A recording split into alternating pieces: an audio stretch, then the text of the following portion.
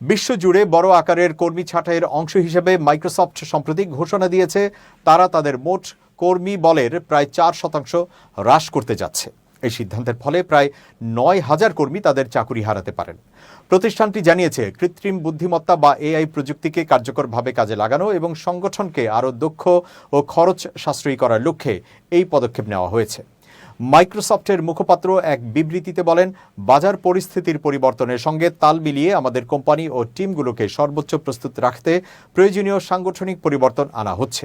জানা যায়, কোম্পানির 2024 সালের হিসাব অনুযায়ী বৈশ্বিক কর্মী সংখ্যা ছিল প্রায় 2,28,000, যার ভিত্তিতে এই ছাঁটাই করা হচ্ছে।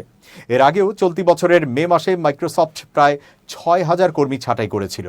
এবারও ছাঁটাইয়ের মূল লক্ষ্য হিসেবে দেখানো হয়েছে ব্যবস্থাপনার স্তর হ্রাস এবং এআই প্রযুক্তিকে পণ্যে অন্তর্ভুক্ত করার পরিকল্পনা বাস্তবায়ন। প্রতিষ্ঠানটি জানায়, তারা এমন কর্মপরিবেশ তৈরি করতে চায় যেখানে কর্মীরা এআই প্রযুক্তির সহায়তায় আরও সৃজনশীল ও অর্থবহ কাজের সুযোগ পাবেন।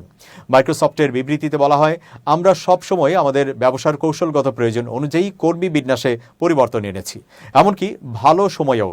বিশ্লেষকরা বলছেন, চ্যাটজিপিটি এবং অন্যান্য জেনারেটিভ এআই প্রযুক্তির আবির্ভাবের পর থেকেই মাইক্রোসফট দ্রুততার সঙ্গে এআই খাতে বিনিয়োগ বাড়িয়েছে। প্রতিষ্ঠানটি ওপেন এআই এর সঙ্গে অংশীদারিত্বের মাধ্যমে বহু পণ্যে এআই সংযুক্ত করেছে, যার জন্য প্রচুর অবকাঠামোগত ব্যয় হয়েছে। এই ব্যয় সামাল দিতে এবং ভবিষ্যতের দিকে লক্ষ্য রেখে প্রতিষ্ঠানটি কর্মী সংখ্যা কমিয়ে ব্যয় নিয়ন্ত্রণে রাখার কৌশল নিয়েছে।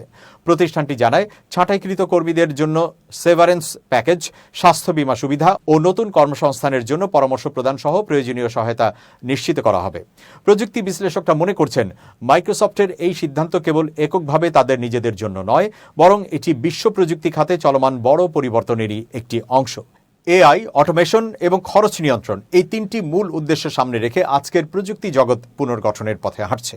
গুগল, মেটা ও অ্যামাজনের মতো অন্যান্য বড় কোম্পানিও ইতোমধ্যে একই ধরনের ছাঁটাই ও পুনর্গঠনের পথে এগিয়েছে।